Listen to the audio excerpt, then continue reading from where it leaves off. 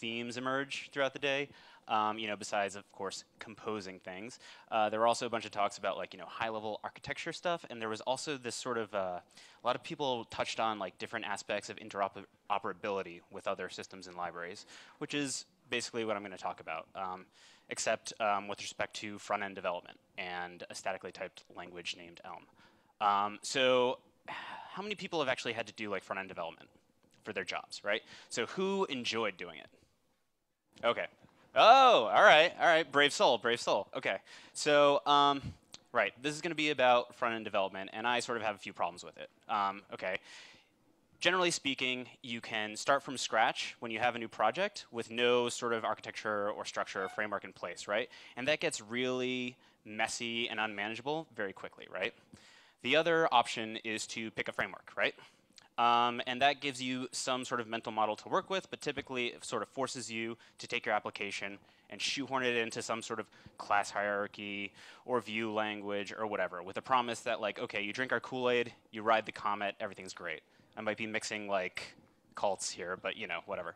And just generally the meta point is that almost every front-end framework is like sort of MVC a la carte. Like the most, flagrant example is Angular, right? Which basically says like it's an MV whatever framework, right? So you're sort of getting this mix and match of stuff. And so the goal, what I want to do is basically describe sensibly the model view controller architecture based on functional and reactive concepts and types, okay? In light of the architecture, I want to observe that the hard part of writing front-end applications is really data modeling and writing your views, okay? And eventually, once we get there, we just need to accept the fact that nobody can help you with your data modeling, right? That's like your application. Like that's the heart of your application, right? And so, except maybe you can use functional program to sort of help manage your data, right? And then finally, find some hope in a solution to writing views in a sensible way, in a composable way, from a visualization library, right? And the visualization library is, of course, D3, which stands for Data-Driven Documents, which is basically a JavaScript library that lets you define the structure and content of a document, like a DOM, in terms of the structure and content of your data, right? It has a declarative DSL sort of aesthetic due to its heavy use of method chaining, but it actually isn't. And you'll see examples very shortly of that. But the thing that a lot of people don't realize about D3 is that what's called its core selection API, which is really the heart of the library, core, right, can be used with any DOM, right? It's not just a visualization library, it's very, very general, right? But of course, the most popular applications are manipulating SVG, doing visualization, et cetera, right? But a lot of that visualization stuff is just library code tacked on top of the core library, okay? And for our functional reactive sort of system, we're going to use Elm. It's a functional reactive language for the web. It looks a lot like Haskell, has a simpler type system, and it compiles to JavaScript, right? And like most reactive systems, you model inputs as these time-varying variables. In Elm, they're called signals. And what you can do is take a pure function and lift it to a signal. I think it's called something differently in the latest release of Elm, but you lift, and basically that function gets applied to every new value that this time-varying value takes on. Okay? So that's sort of the setup. So first step is to get on the same page about MVC. Okay? And so let's break it down. Model, view, controller. Right?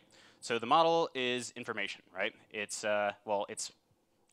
modeling your information using data. Right? It describes the entire state of your application all in one place, and that's a concrete type that is specific to your application. You have some data declaration, m equals whatever, right?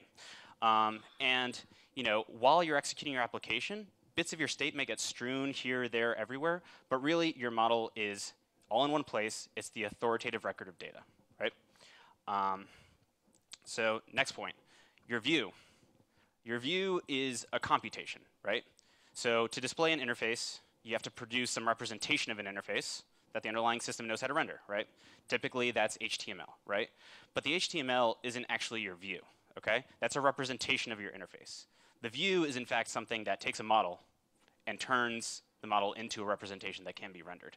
I think that this is like something that a lot of people, you sort of conflate, you see like a templating language, right, for a view, and you say, oh, this is like a string, it's like a static thing, right? But like, you have holes in it, sometimes you have iteration, it's describing a computation, right? So let's just get clear on that, right? And the controller is also, of course, a computation, right? It's one that mediates sort of the user interactions with model updates, right? It handles events, right?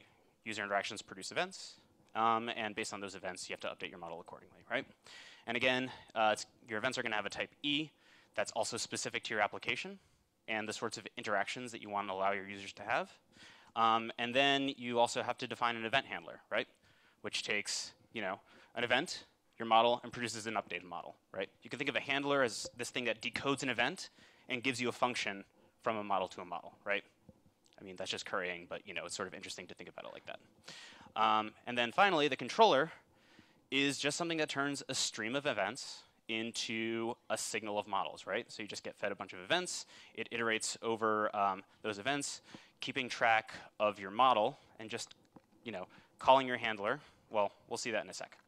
But that's basically what it is. It's this sort of like function just from a stream of events to a signal of models, right? And so here's the types for all your, this is like, I don't know, some interface file for your application, right? You need to define your M and your E, of course, but then your view is just from a function from your model to an element, which is the thing that your system can render, right?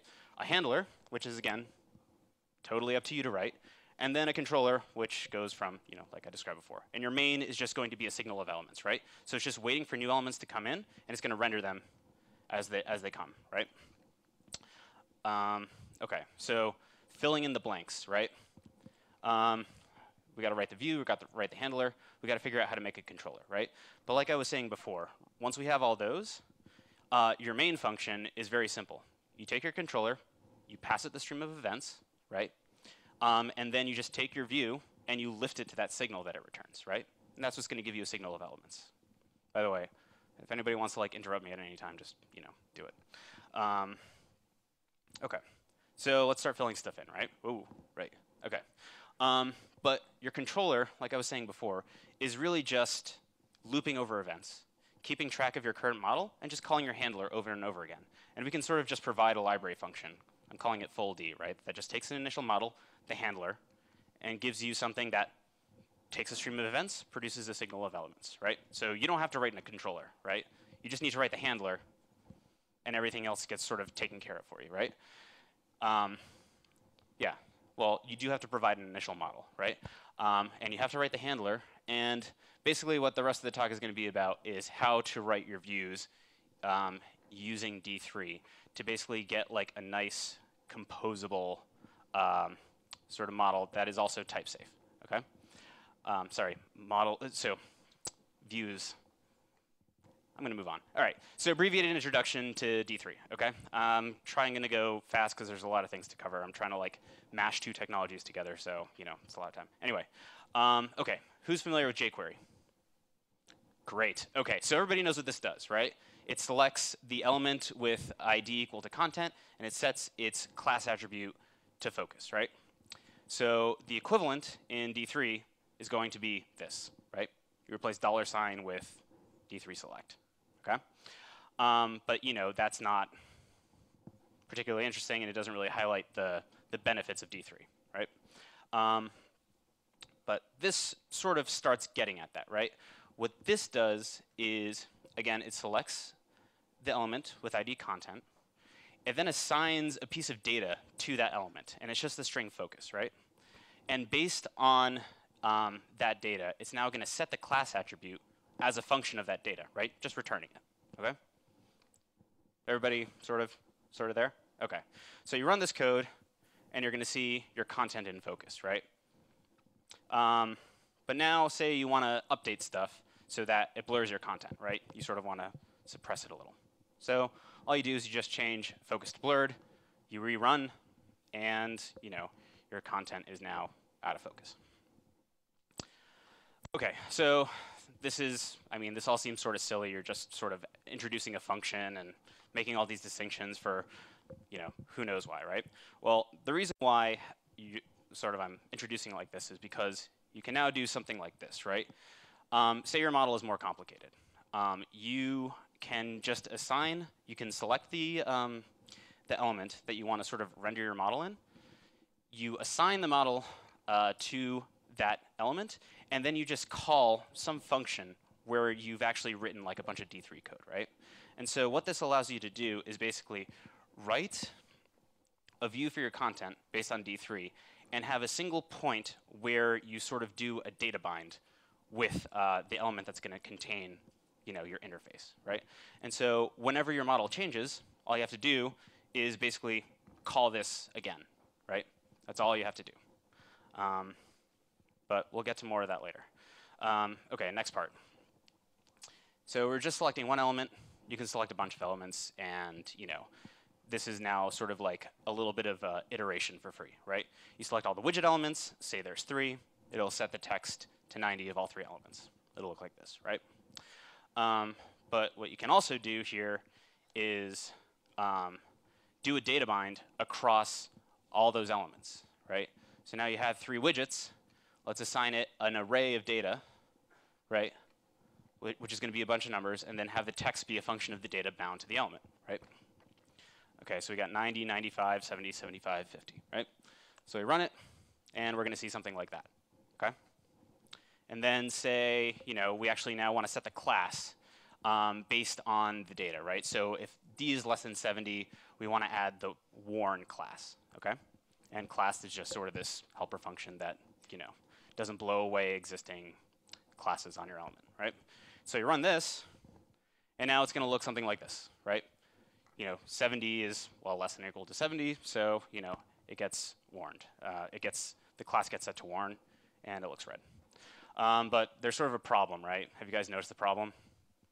Back here, I had 5 elements, and I've just been showing you 3 the whole time, right? So what's going on? Well, what's going on is that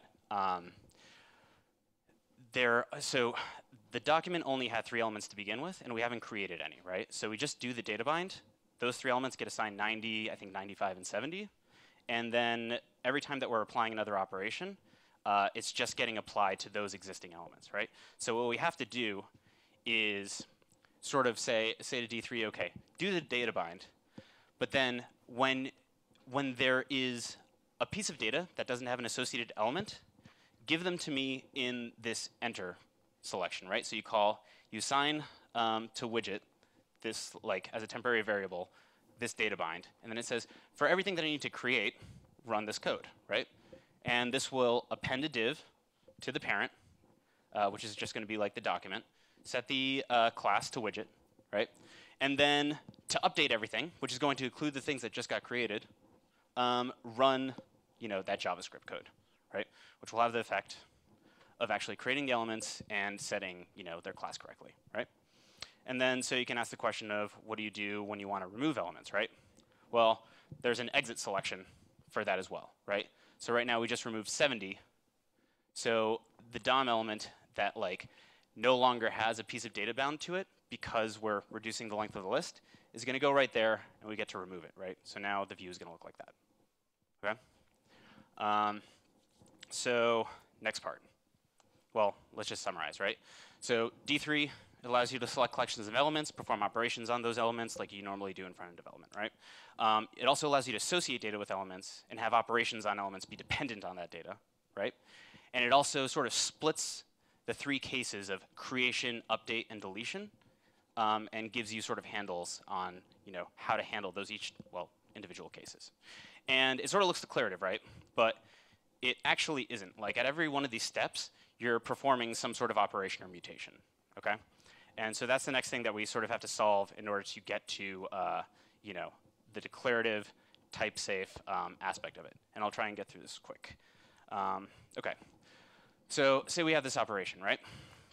We're trying to make declarative, which basically means that we sort of have to wrap it into a function, right? So we can pass it around. So that's shorthand for, you know, select from the document, right? Get that element, and then select all the divs in the document, right? More generally, you have a context, and you're selecting all the divs from the context, right? We can close over that free variable, and then furthermore, you know, parameterize, take that div right here, and also lift that into a function as well. So this now becomes sort of a SelectAll constructor that we can sort of create. We can just say SelectAll div, and that won't actually execute anything, right? But when we apply it to something, right, to the document, this is going to have the same effect as my original example. So another basic operation, attr class, set the attribute class to box. Okay, we can also abstract this in a similar way, right? You take the parameters to attr, put it at a top level function, and then that returns a function that takes a context and actually executes the operation. Okay, again, this is how. Oh, sorry, this is how you would use it, right? Now, combining operations, right? So how would you write an operation that sets the class string of every div to box? Okay. Basically this, right? How do you write that? Using our operations now. Well, this is what it would look like, right? It's a function that takes a context, so we're not executing anything. And then it applies the attr operation to the selection of all the divs given this context, right? Now, this is really ugly. What's happening? Basically, the sort of flow of control is getting, well, you basically have to read this outside in. You have to read it right to left, bottom to top, instead of the other way around, which is how you wrote it originally, right? Sorry? Oh, yeah, I might have done that. Sorry. Good catch. And so what's basically happening here is that we sort of, in this encoding, replace method chaining with function application, right? So in order to sort of re-invert everything, we can define a function which is the chaining operation, right? So it takes op1, op2, right? And returns, again, another operation, but it sort of applies the op2 operation to the result of the op1 operation, okay? And so what that allows us to do is write something like this instead, which sort of re-inverts the flow of the code, right? It's better than what we had before. It's more understandable. It's also declarative, which is good, which is going to come in handy in a second, which is when we write D3 in Elm, okay? And so what we'd really like to be able to do is write something like this, okay? It's our div operation that we were using before.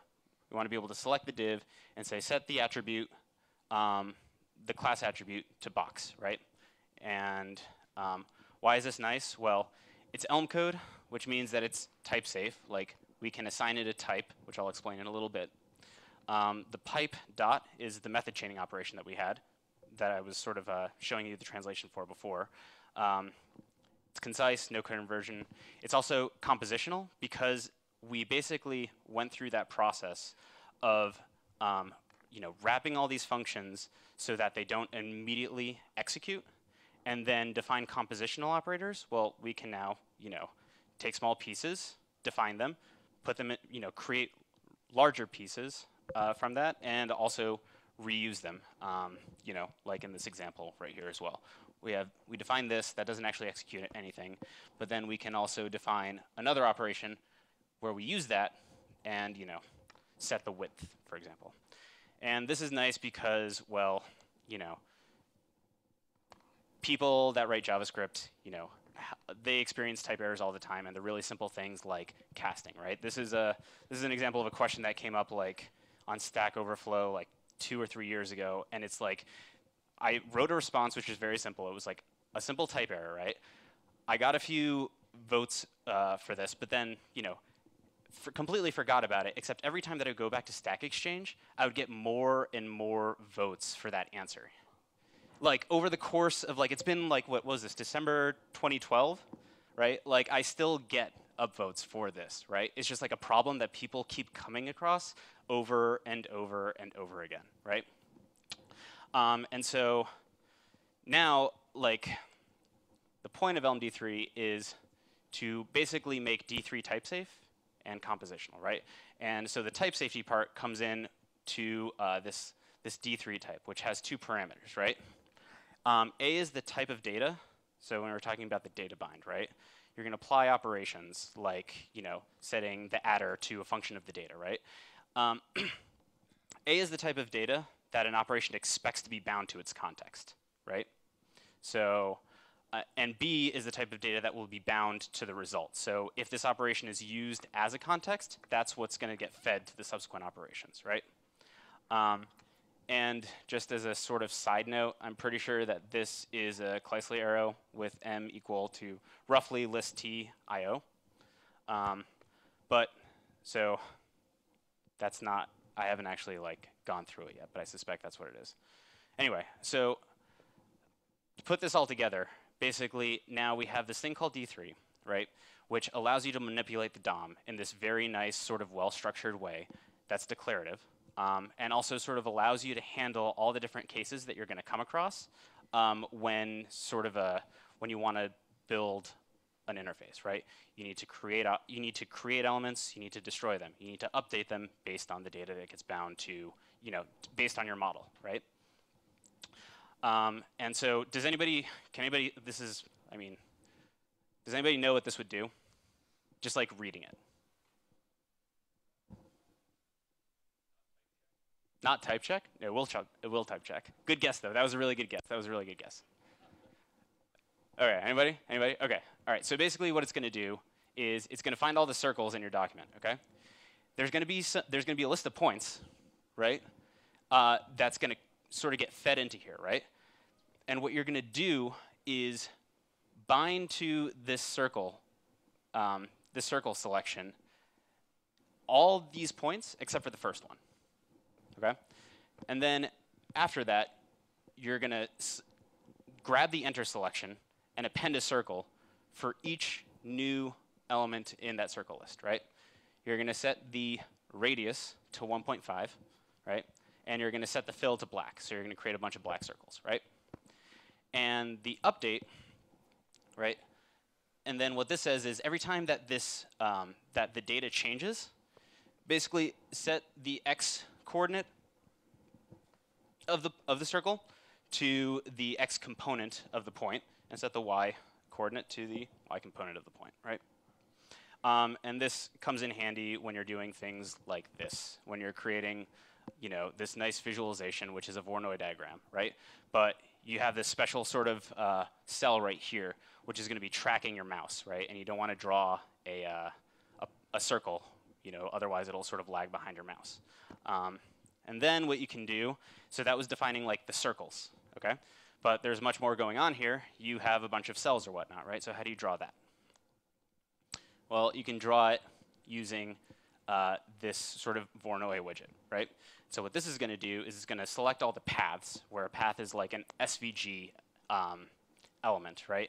Where you can say, okay, start at this point, draw a line to this point, then draw a line to that point, et cetera, right? And so what's going to happen is based on these points, you're going to take these points as input, and you're going to bind. Okay, so you're going to take the points. This is going to get fed into here, right? And then what you're going to do is a data bind, okay? And the data bind is going to be the result of calling that list of points, passing that list of points to this Voronoi diagram cell generator, okay? And then for each cell that needs to get drawn, you're going to append a path. And for your update operation, you're going to set D to D is basically that sort of description of how you want to draw points and connect them, right? And then what happens is every time that your set of points change, you're going to recompute the Voronoi diagram, and you're going to draw it to the screen, right? And so to put everything together, you can basically do something like this, right?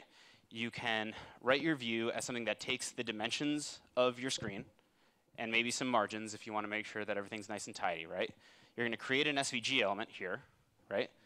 Then you're going to render below that your Voronoi diagram, and then below the SVG element as well, you're going to render your circles, okay?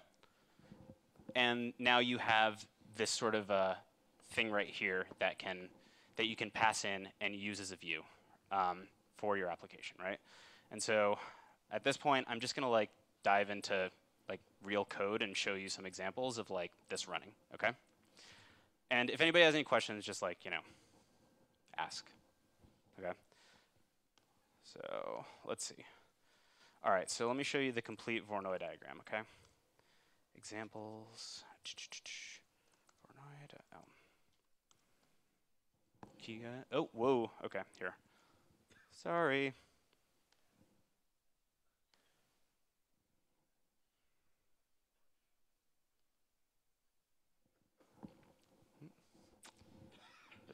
all right, what's going on here? Actually, maybe I can just, oh, whoa, there we go. Okay, let's see. Actually, this isn't going to work. I need to somehow get back to this guy. Sorry. Technical difficulties. I didn't think this through. Oh, great. No, where is it? Arrangement. You want to mirror it? Okay, great. Okay, so here's the complete code, just to show you everything. So I showed you how you basically define your view, and now I'm going to show you how to actually sort of tie it together and render it, right? So up there is, oh geez. Okay, so right here is the definition for viz that I was showing you before, okay? And here's the actual like main, where you're going to sort of tie everything together, okay? And what's happening here is that, okay, so your view expects an array of points, okay? So what you're going to do here is generate 100 random points, okay?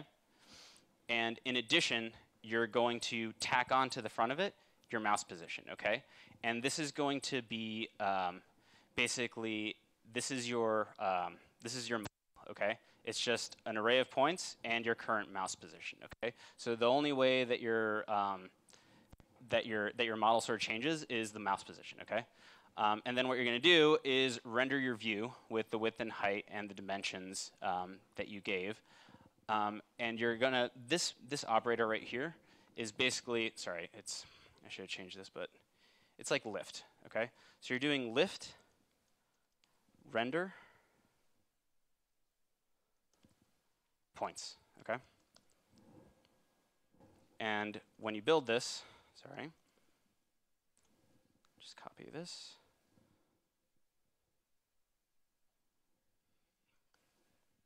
Paste that. Oop. End of line input. Oh, there it is. Okay. Let's build examples Voronoi. Okay. And there is the Voronoi diagram. So this is all basically running through Elm. Okay. This is Elm code that was compiled to JavaScript. Okay. It's using Elm signals to keep track of where the mouse is. Okay. And every time that the mouse changes, that signal updates and it reruns the view, which is the thing that I just described before.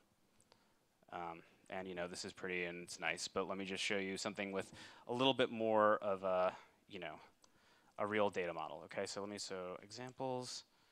Let's show you the counters example. Okay, so the counters example. Well, let me actually compile it and show you what it does, and then I'll walk you through the code. Okay. Oh, it was already built. Open build examples. Counters. All right. So this is a thing where this application is very simple, okay? You can create a bunch of counters. You can increment the counters independently, right? And then you can delete counters, right? And this is basically a demonstration of the, you know, you can sort of think about like the thing that I was talking about with creation, you know, enter, update, and exit selections. This sort of highlights that very nicely. You know, every time that you hit create, you're creating a new, you know, counter in your model. Your model is just like a list of counters. Every time you increment it, you need to go find it, update it, re-render your screen, right? And so what it looks like, what the code actually looks like, is this. Okay, so I'm actually modeling this. My model is actually a map from like counter IDs to the current value, and I'm keeping track of the next counter ID that I'm going to generate, right? And then I define a bunch of different operations that I would like to perform on my model, like increment and decrement, right? Well, I mean, here are the operations, right? The events that I want to be able to support are create, increment the counter, decrement the counter, and remove the counter, right? And right here is going to be my event handler. And it just looks at the event, and performs the appropriate operation. So create is just, okay, allocate a new counter ID, you know, bump the next counter ID and insert insert the new counter with default value 0 into this dictionary, right? Increment, I go, I find the counter, I increment it, decrement, et cetera, right? And then here is basically, you know, my model. Sorry, my view, okay? And this is just saying, okay, find all the counters, and for each one, I'm just going to turn this dictionary into a list. And then every time that I need to create a new counter, I append the div, and you know, I sort of set all these operations. These are basically just to draw, you know, set the appropriate classes or whatnot, right? Every time that I want to update, I'm going to.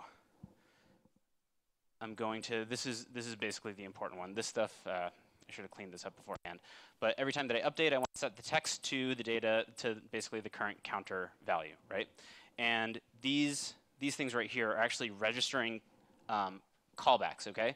This is like an on-click callback, more or less. And what that says is every time that a click happens, I need to push the increment event into this stream of events, right? The view is going to be, well, that's just a little bit more to sort of set up, you know, the top-level container or whatnot. But then right down here, sorry, let me. Right here is where sort of everything comes together, right? I'm defining my controller as something that takes a stream of events and produces a signal of models, right? The initial model, you know, there are no counters yet, so counter ID is 0, the dictionary is empty, right? And then, again, that line Foldy handler initial model. It's using the handler to iterate over the events given the initial model, right? And main is, again, just the view.